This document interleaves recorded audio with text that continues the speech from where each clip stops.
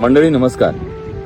आज या व्हिडिओच्या माध्यमातून मी आपल्याला एक आवाहन करतो.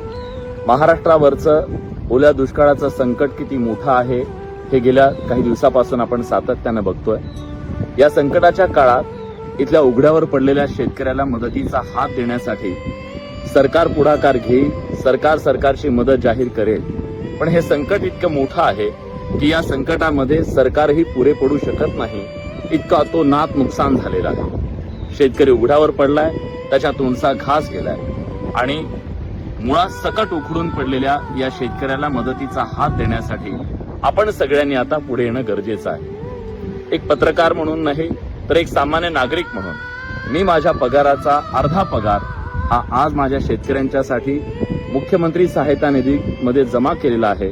माझी विनंती आहे की मुंबई, पुणे या सगळ्या शहरांमधल्या सगळ्यांनी आता पुढे यावं, वेगवेगळ्या कंपन्यांनी पुढे यावं आणि या सगळ्या मदतीचा ओघ महाराष्ट्रात इतका यावा की निसर्गाच्या त्या प्रकोपाचा जो प्रचंड मोठा लोंढा आला, पूर आला, त्या पुराला मदतीच्या पुरानं आपण मानवतेचं उत्तर देऊया.